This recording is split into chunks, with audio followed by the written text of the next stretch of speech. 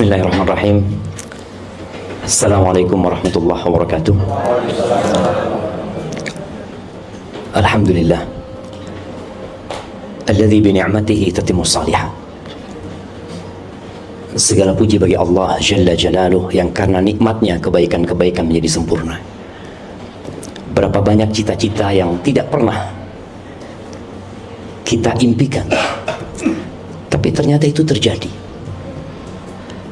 Berapa banyak keinginan yang kita berharap terjadi, tapi malahan itu nggak terjadi. Tapi ketahuilah yang pantas dipuja dan dipuji itu hanya Allah Subhanahu wa Ta'ala. Semua kesuksesan yang kita raih karena Allah mengizinkan. Semua kenyamanan yang dapat kita rasakan sekarang karena Allah mengizinkannya. Dan ketika Allah hendak cabut nikmat itu, Allah hanya mengatakan kun, maka semuanya akan pergi. Allahumma salli wa sallim ala abdika wa rasulika Sayyidina wa maulana Muhammadin wa ala alihi wa ashabi ajma'in. Ya Allah, semoga salawat dan salam Engkau curahkan terhadap hamba kekasih-Mu, baginda Nabi kita Muhammad alaihi salatu wassalam, yang kita gak bakalan masuk surga kalau kita gak berjalan di belakang Rasulullah SAW. Semoga salat itu bersambung untuk keluarga beliau, untuk istri-istri beliau, untuk putra-putri beliau, dan untuk seluruh sahabat Nabi. Semoga Allah meridhoi kita bersama mereka. Hari ini Ana berbahagia sekali bisa sampai ke kediaman Bapak Menteri, Masya Allah. Yang Ana juga nggak pernah mimpi bisa sampai sini ya. Tapi itu takdir Allah. Makanya takdir Allah itu indah. Pernah dulu ada yang menyatakan takdir itu kejam. Tahun berapa itu? Nah, iya, ada lirik lagu yang dinyanyikan oleh seseorang, kemudian lirik itu harus ditarik, MUI turun tangan. Karena itu sebagai bentuk prasangka buruk kepada Allah Azza wa Jalla. Allah itu memulai kitabnya dengan Bismillahirrahmanirrahim, yang menunjukkan bahwa semua yang ada dalam kitab itu adalah berdasarkan rahmat dan kasih sayang Allah SWT. Sampai dalam sakit pun ada kasih sayang Allah. Sampai dalam gempa yang terjadi ada rahmat Allah Azza wa Jalla. Tapi kadangkala kita itu merasa sudah baik, merasa tidak pantas mendapatkan musibah tersebut. Siapa yang masih ingat dengan doanya Nabi Ayub? Naam, Ana yakin bapak-bapak nggak hafal, tapi mama insya Allah hafal ya. Karena mereka lebih sering terzalimi. Oh, nggak kebalik? Oh, Masya Allah. Ada yang mungkin kebalik di rumahnya gitu. Apa doanya Nabi Ayub? Bapak-bapak dulu yang tanya. Ada hadiahnya insya Allah. Masya Allah, nyontek gitu loh Bang. Nyontek abang tuh.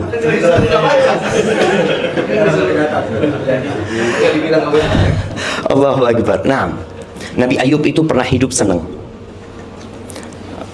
Berapa tahun? 70 tahun. Terus Allah ambil semua yang beliau miliki. Semua harta itu habis. Nol. Istrinya yang bantu kerja. Istrinya Nabi Ayub itu kerja di tempat roti. Dari situ beliau makan. Beliau punya anak-anak yang Masya Allah ya. Anak-anak itu anak-anak yang soleh-soleh. Semua yang Allah cabut nyawanya, meninggal dunia. Allah kasih penyakit lagi di dirinya, yang menyebabkan orang itu gak suka sama beliau. Kurang apa jemaah musibah itu jemaah? Musibah di harta, musibah di keluarga, musibah di fisiknya, musibah di kedudukan beliau di hadapan masyarakat. Istrinya berulang kali minta, Bang, ayolah kau berdoa minta sama Allah Azza wa Jalla. Ini kita lihat rumah tangga yang bahagia ya. Nabi Ayub tanya sama istrinya, berapa lama kita hidup senang? 70 tahun kata dia. Dan kita susah berapa tahun? 18 tahun. Baru 18 tahun. Kalau susahnya sama dengan senangnya, baru aku akan berdoa minta sama Allah. Bayangin jemaah. Orang ketika memandang kepada nikmat yang Allah berikan dan tidak memandang kepada musibah, ini orang akan bahagia.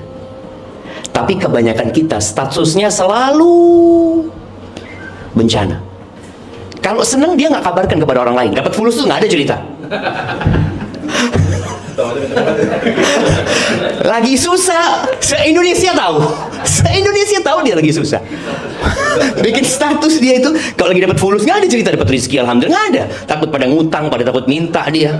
Kebanyakan kita seperti itu. Ini Nabi Ayub memandang kepada nikmat. Dia mengatakan berapa tahun kita senang? 70 tahun kata dia. Ya, aku akan berdoa kalau sudah 70 tahun aku susah. Tapi kenapa kemudian Nabi Ayub berdoa? Siapa yang tahu? Kenapa sebelum 70 tahun Nabi Ayub sudah berdoa? Karena ada omongan Nabi Ayub dikasih cobaan seperti itu karena dosa. Ini sudah bermasalah dengan kenabian beliau. Padahal orang yang paling berat cobaannya itu para nabi. Jadi kita kalau kepingin tahu seperti apa diri kita. Nah, kayaknya mic-nya aman. Nah,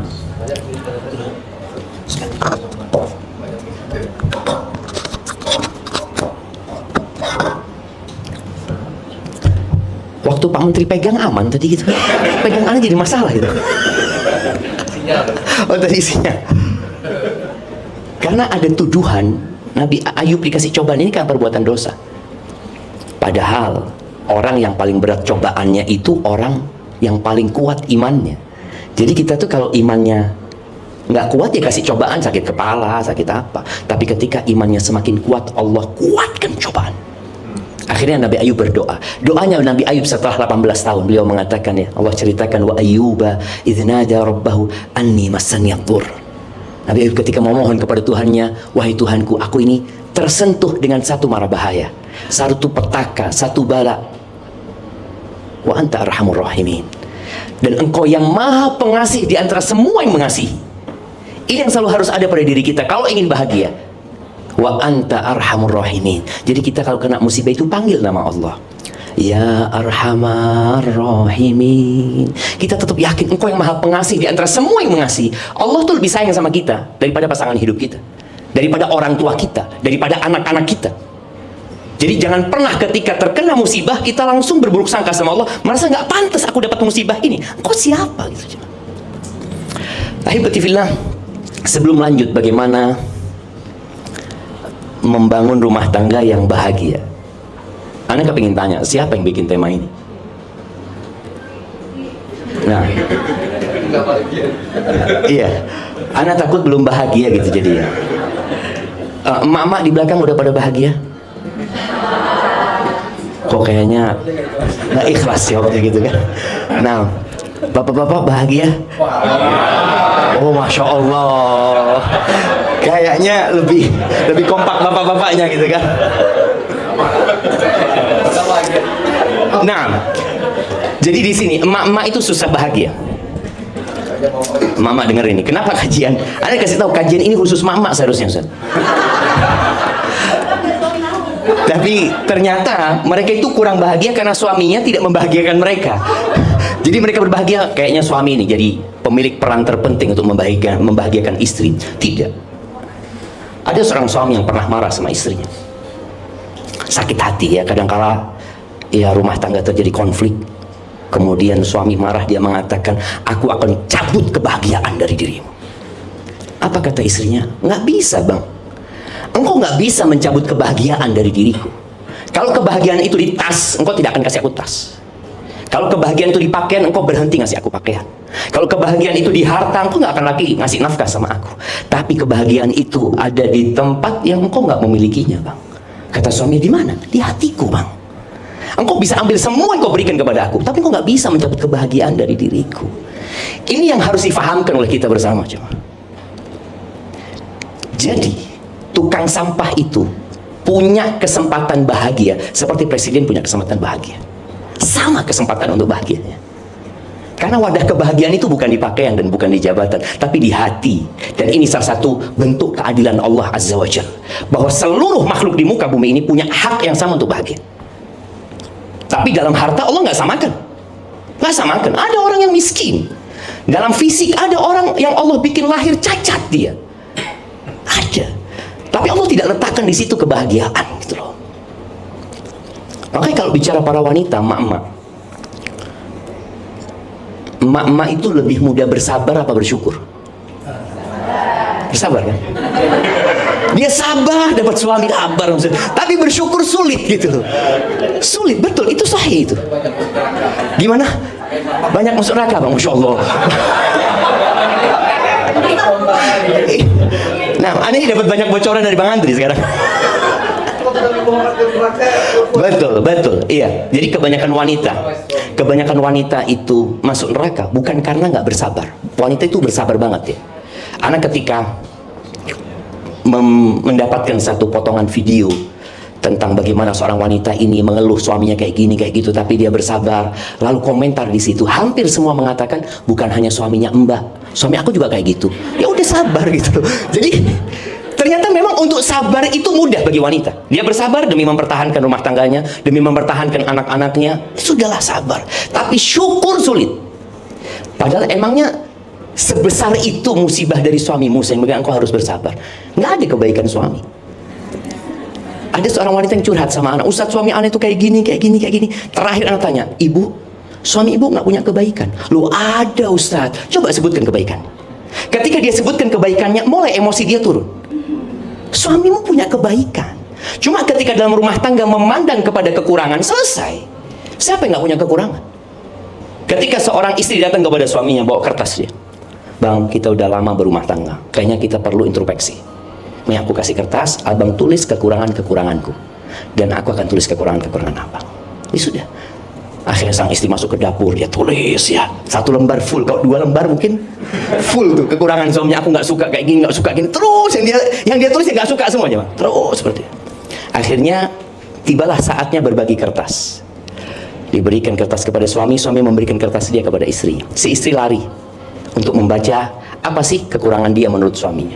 Sang suami baca, ya Allah banyak ternyata kekuranganku, kata dia. Istri balik, dia mengatakan, Bang, kok kertasmu kosong Bang? Kata dia, aku menerimamu apa adanya, kata dia. Jamaah, ini kenapa bapak-bapak tadi kompak bahagia? Itu sudah kayak gitu, sudah perempuan gitu loh. Bersyukur bapak-bapak, bukan bersabar ya. Jadi subhanallah ya, ahibati fillah, kunci kebahagiaan itu 3. Catat dan amalkan. Yang pertama, bersyukur ketika mendapatkan nikmat. Yang kedua, bersabar ketika dapat musibah. Yang ketiga, istighfar ketika berbuat dosa. Udah. Ketika kita punya 3 hal ini, hidup itu tidak selalu di atas kita. Kita nggak selalu manis. Hari ini kita ketawa. Boleh jadi nanti sore ada kabar duka yang membuat kita menangis. Besok kita lupa dengan duka itu. Kita ketawa lagi dapat nikmat dari Allah Subhanahu wa taala. Apa yang harus dilakukan? Ya sudah bersyukur. Hanya saja bersyukur itu berat. Ketika iblis dikeluarkan dari surga bersama Adam alaihissalam, iblis itu meminta kepada Allah ya, bayangkan ya. Iblis berdoa, Allah kabulkan doanya. Iblis berdoa dengan ikhlas, Allah kabulkan. Allah itu maha baik. Masa kita berdoa nggak dikabulin sama Allah? Permintaan iblis, anzirni ila yaumi yub'atsun, tangguhkan umurku sampai hari kiamat. Maka iblis itu nggak mati. Bayangkan ya, iblis itu yang godain Nabi Adam, kemudian dia yang godai istrinya Nabi Nuh dan kaumnya Nabi Nuh, kemudian godai kaumnya Nabi Hud, godain kaumnya Nabi Soleh, godain kaumnya Nabi Muhammad. Sampai hari ini iblis itu ada. Dia punya berbagai macam cara untuk menyesatkan manusia.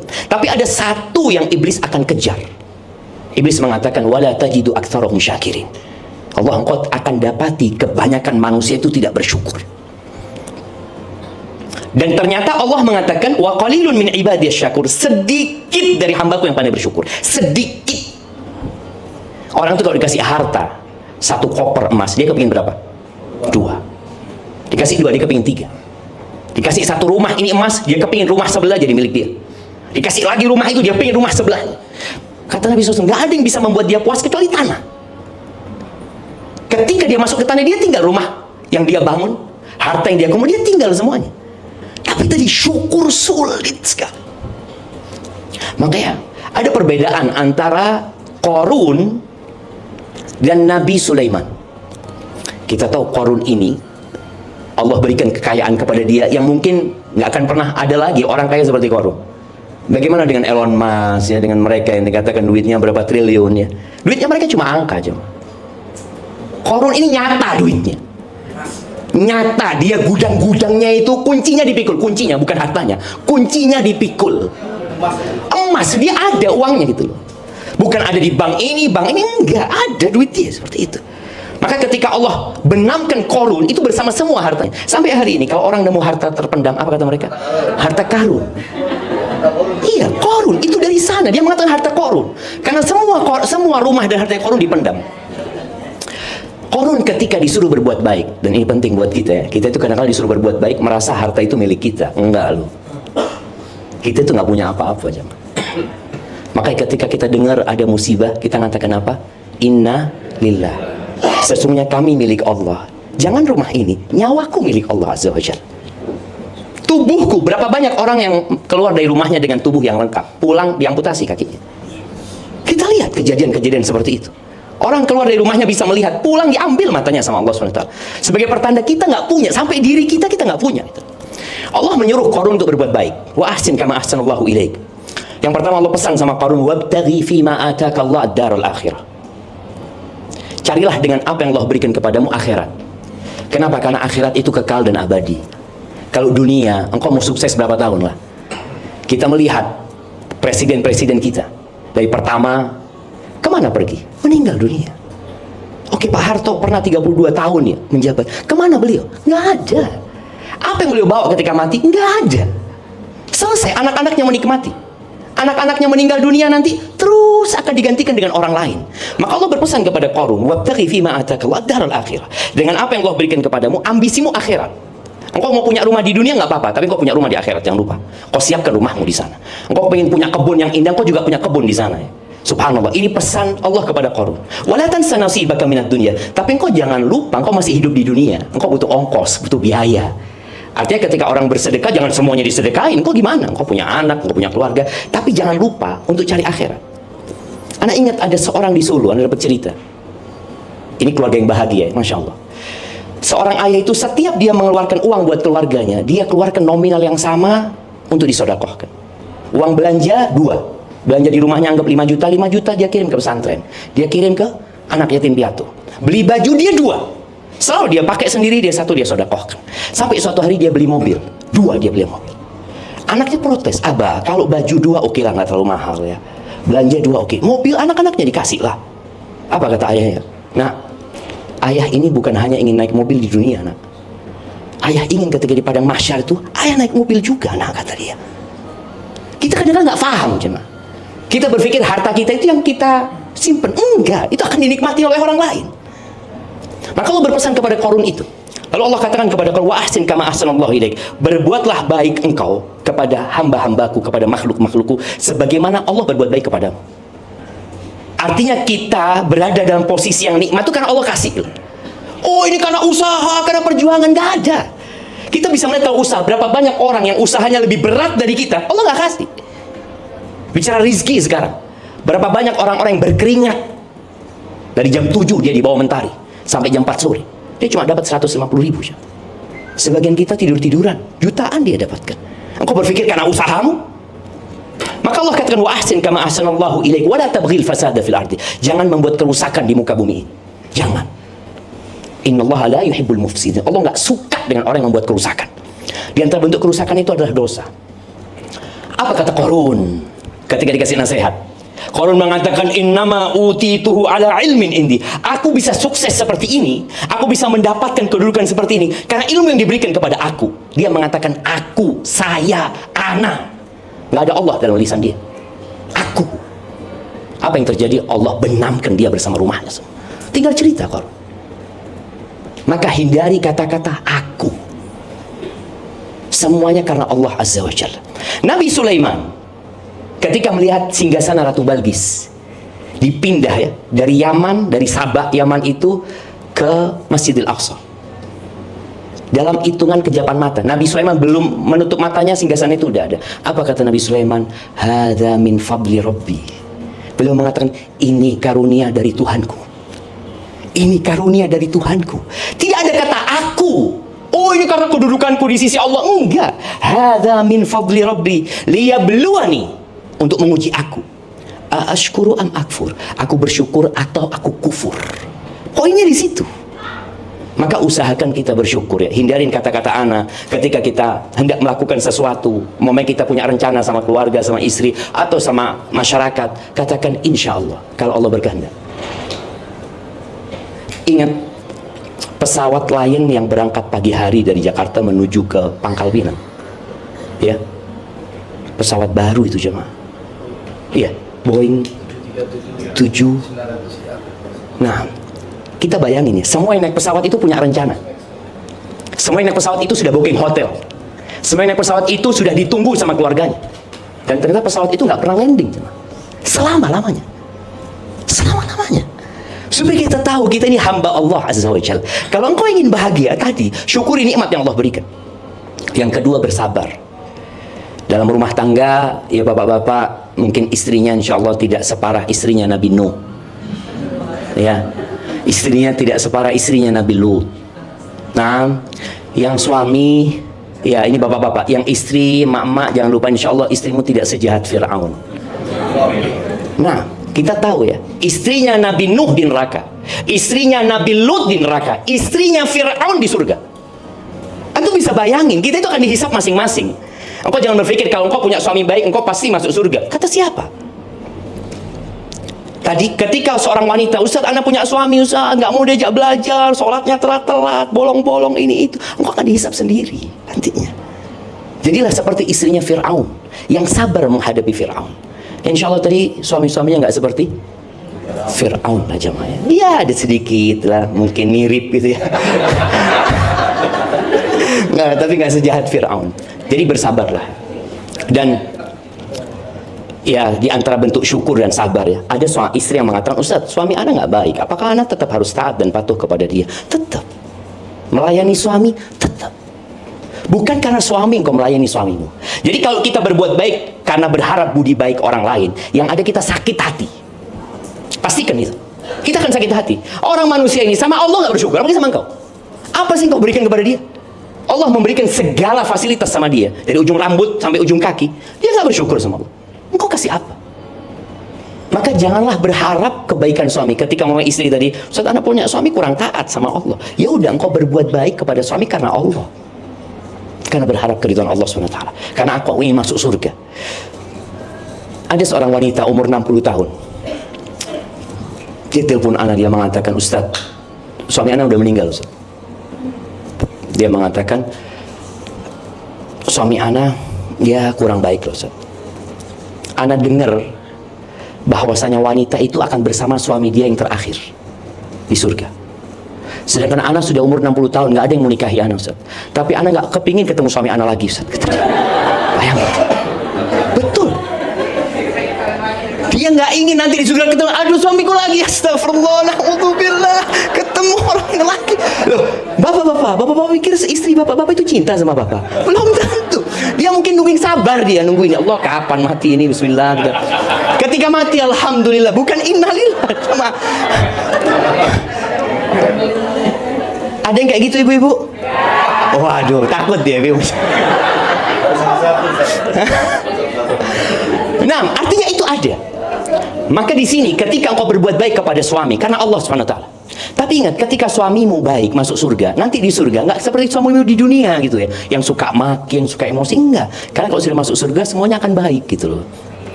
Dan kesabaran wanita itu kalau ingin masuk surga juga sabar untuk punya anak. Banyak wanita yang malas punya anak. Padahal kata Nabi SAW, wanita-wanita penghuni surga itu, ala adullukum binisaikum min ahli jannah. Kalian mau nggak aku kasih tahu istri-istri kalian calon bidadari surga? Dia masih hidup di dunia, tapi insya Allah dia masuk surga. Kata sahabat, tentu ya Rasulullah Sallallahu Alaihi Wasallam. Yang pertama, kullu waludin wadud. Dia adalah wanita yang suka melahirkan dan penyayang. Karena kalau bicara suka melahirkan nggak penyayang, bahaya dengan pendidikan anaknya. Ada yang bikin anak, anaknya nggak diurusin. Tapi kalau emaknya ini wadud, penyayang, masya Allah.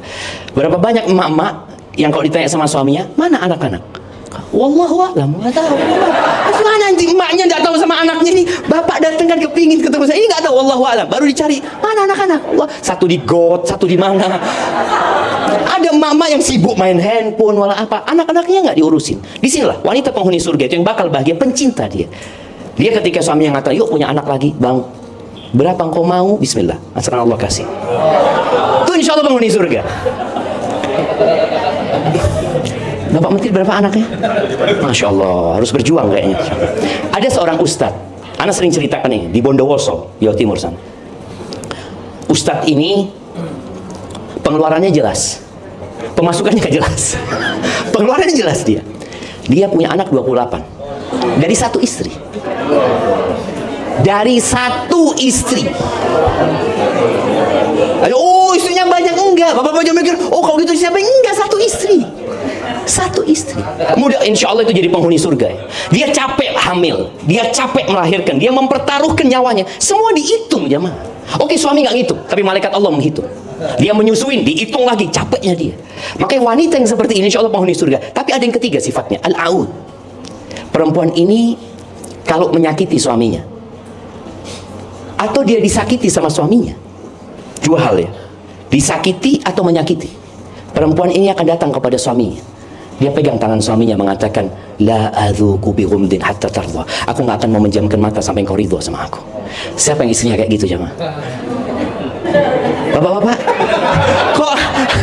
kok semuanya gede kepala nggak ada gitu kan?